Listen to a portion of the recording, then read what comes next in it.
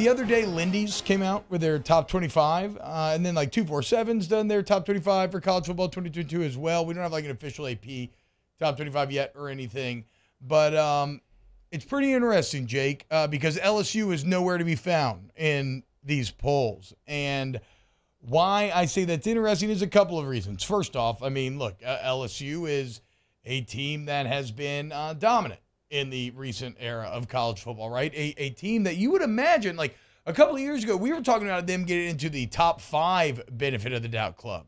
Now, you go under 500 combined over 2 seasons, and yeah, that'll throw you out of that conversation, but it looks like LSU isn't getting any benefit of the doubt club, not even in the top 2. Like, I assumed at this point, this was a school that was a top 25 benefit of the doubt member, like a hard stamped, you're not checking IDs at the door, right. You're letting them in no matter what, and then maybe they fail. I mean, you look at this Lindy's list, you got the Texas Longhorns coming in at 25, the USC Trojans at 22, right? I mean, you got Ole Miss there, which I get Ole Miss, they're a better team. Wake Forest at 18. Like, you have teams that, in my opinion, are probably less deserving, but this is the other thing that stands out to me about all of this, Jake, is my brain just broken?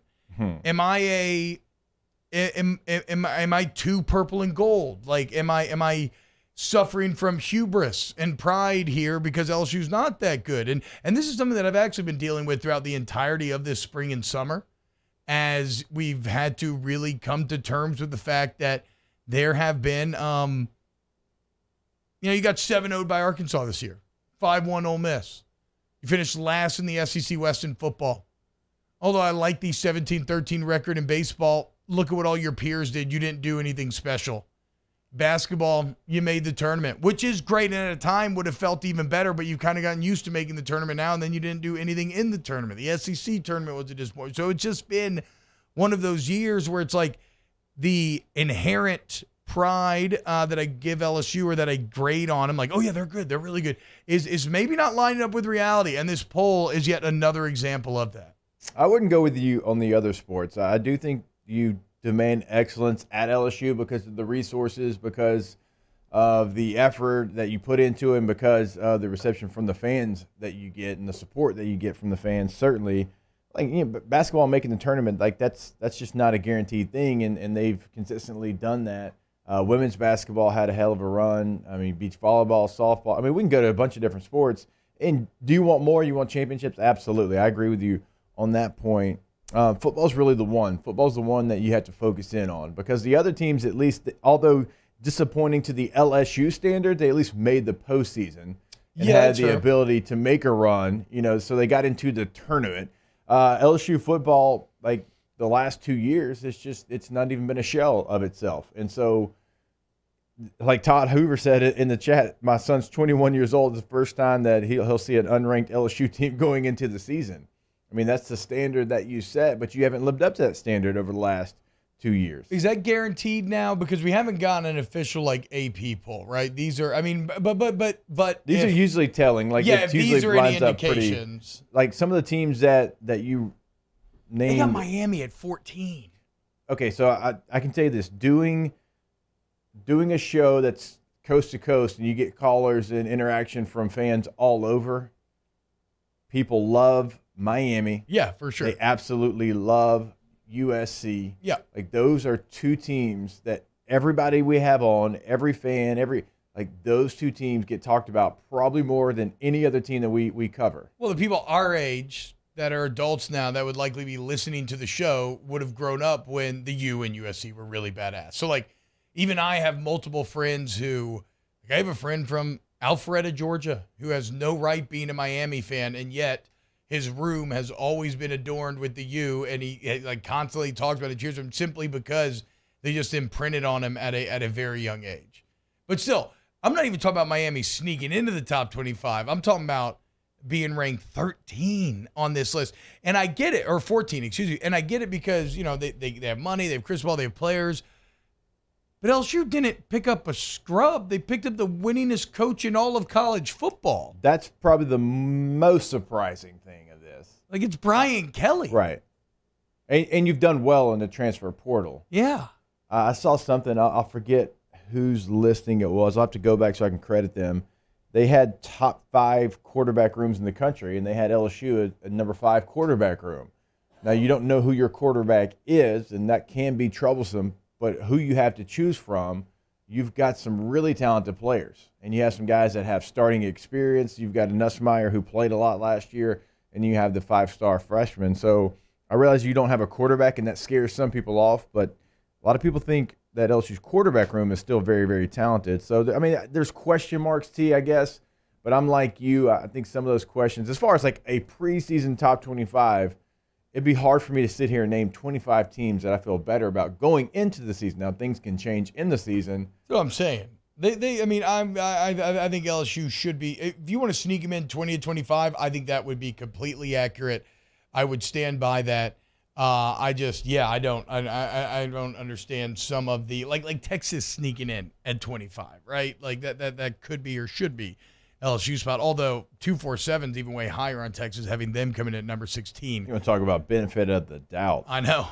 Texas has been getting it since Vince Young. Brian Bird says, I don't put much into preseason rankings. They're just a waste of time. I agree, but what they also are, though, I'm not saying you use them to actually be like, get legitimately angry or to say, this is the thing that I use them for is exactly what I'm talking about. They're a rangefinder for what the national perspective is on your team.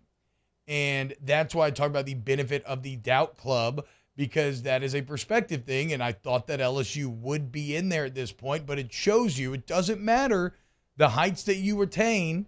What have you done for me lately? At least I guess if you're LSU, maybe opposed to like a Texas or somebody else. What have you done for me lately?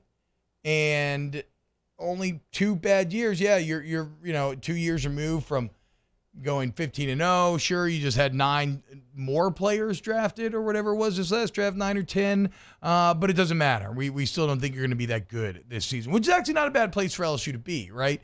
As they start this reset and this rebuild in a new era, coming from an underdog, highly doubted standpoint. Well, first off, it relieves pressure, and secondly, it become a galvanizing kind of war cry to be like, let's prove everybody wrong. So I don't hate it from that perspective, but it is, if I wanted to put just pure, fanatical purple and gold glasses on, it does incense me a little bit that the rope would be so much shorter at LSU than maybe some of these other schools. But, that's... So how many SEC schools are we talking about? You have the list. I don't have it in front of me. It's not a very well-compiled list. So let me try to... Are we counting Texas and Oklahoma? No? No. Certainly we're talking Georgia. We're talking Kentucky. Kentucky's in there at 24. Yeah, I figured they would be. You're talking Ole Miss, A&M, Alabama. Ole Miss is in there at 17. Obviously, okay, your NC State Wolfpack at 15, Jake. Mm-hmm. There you go. Arkansas is at 13. How about that? That's one I left off. I thought they'd missed just getting some big love. Oklahoma's at 10, but we're not counting them. I've got a couple more here. A&M's at 5. And then Georgia's at 3 and Alabama's at 1. So it looks like 7 SEC teams getting in.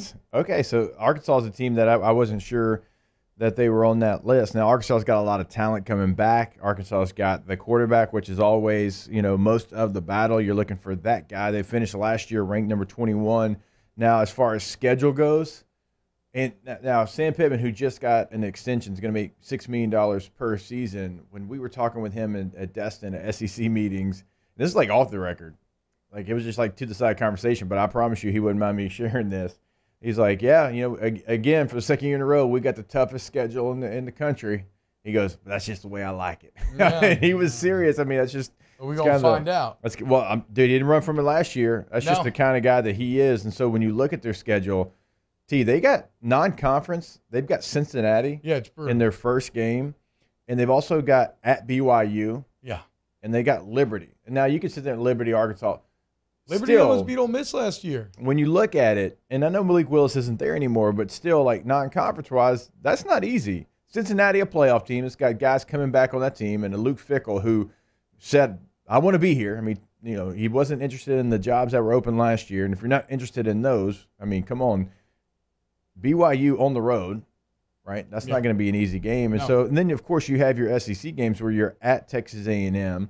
You're going to be at Auburn. You're going to be at Mississippi State. So they've got a very difficult schedule. I think they're going to be a good team, but their schedule might take them out of the top. Well, that's 25. what I was saying. When I'm talking about we're going to find out, I don't mean that Sam Pittman's going to be afraid, but I mean it's still. I'm at a point, and maybe again, this is my LSU hubris rearing its ugly head. I'm at a point where I don't feel that I can give Arkansas the benefit of the doubt yet. And I bet on Arkansas a lot last year, and they made me money. Like they were one of the teams that you end up really liking because you feel like I'm so smart because I kept picking them and it kept working out. I still struggle to get there, saying that they can repeat it again this year, and that's probably just a byproduct of my own lifetime because I've seen this before with Arkansas. Give me this: who's going to be of those ranked teams that you just laid out in the SEC? Who, in your opinion, is going to be the most disappointing? Well, I mean, okay, just 13 is such a high number for Arkansas here. With that schedule that you just laid out. Like, if we're just talking about where they'll end versus where they're starting, 13 feel like me, whatever. Georgia and Alabama are going to be really good. A&M definitely has potential to screw it up, being ranked number 5 overall and coming off an 8-4 year. So maybe you could argue it from that standpoint that it's A&M. But again, like Ole Miss at 17, I think that's value. Like that probably feels pretty good. I think Ole Miss has a chance to be really good again. I guess that'll come down to quarterback play. Ole Miss lost a lot. Yeah. Well, so is that your answer? You think the Rebs? If I'm staying away from Arkansas and just the teams that you gave me, now Texas A&M is still someone, but Texas A&M's non-conference schedule is just so weak. I think that helps them in this argument. Yeah. Now Ole Miss has a weak non-conference as well. Look, chill out. They have Troy. I'm not saying that's weak, but Troy's probably their most difficult non-conference game. Oh, they play Central Arkansas in the second one. We've seen what can happen. They play at Georgia Tech, and you might be saying, how's Georgia Tech not better than Troy? Have you watched Georgia Tech? And they lost their best player to Alabama, Gibbs, a running back. And then they have Tulsa. Now, Tulsa might actually be the answer there. Tulsa, Troy, but you get my point. But here's the deal for Ole Miss. In conference play, their first conference game is against Kentucky. And then they go on a stretch, T-Bob. After Vanderbilt, they go on a stretch where they've got Auburn at home, but at LSU, at Texas A&M versus Alabama, at Arkansas. What? At LSU, at A&M, home versus Bama, and at Arkansas. Oh, my. Any bye week thrown in there at least? I think you have. Can you see the dates for the games? Is there a 2-week I think you have a bye. Yeah, you have a bye between A&M and Alabama. Thank God. I was going to say, if you don't at least have a bye third in there, that's like borderline sadistic. So, like, for that reason, I'm like, dude, you'll be hard-stretched to find a 4-game slate that's more difficult than that. Yeah, Shabbat says, I see Ole Miss coming back to the pack without a top-tier college QB like last year. After that schedule layout, I wouldn't doubt that. The only thing on the QB front that I'll say, though, Jake, do you agree with this? Like, I do trust Lane Kiffin to get really great quarterback play. I mean, I know, and I was a big Matt Corral fan. I think he's a gamer, super tough, all of these things. Like, I would have been down if the Saints took like a flyer on him. But do you trust Lane Kiffin to be able to get offensive production even after losing to Matt Corral? I mean, I think he's done enough.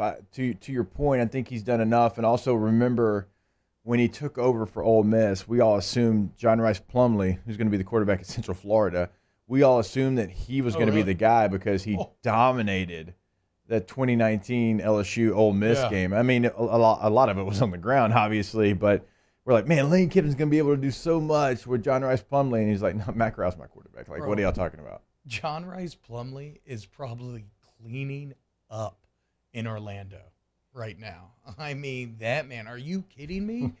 Those abs showing up on the campus. Oh, he can play one of the biggest piano. college campuses. Oh, he can play court. One of the biggest. And I'm pretty sure it's like a 55 to 45 like female to male ratio. It's something absurd. Shout out to John Rice Plumlee living his best life now down in Orlando. Yes, that's probably going to be pretty good. Gus Malzahn's offense. Jackson Dart is going to be probably the starting quarterback for Ole Miss. Probably. I mean, there's a battle, but come on, he's going to win that job. He threw for 1,300 yards at USC last year, 9 touchdowns, 5 interceptions, completed 61% of his passes. So there's a lot of talent there, but obviously hasn't played a ton of games, only played 6 games a year ago. Yeah, it's like they say, Central Florida, where John Rice Plumsey will make your co-eds. No, let's go ahead and go to break, and when we get back, then we'll get to a little Saints talk. Keep it locked here on OTB.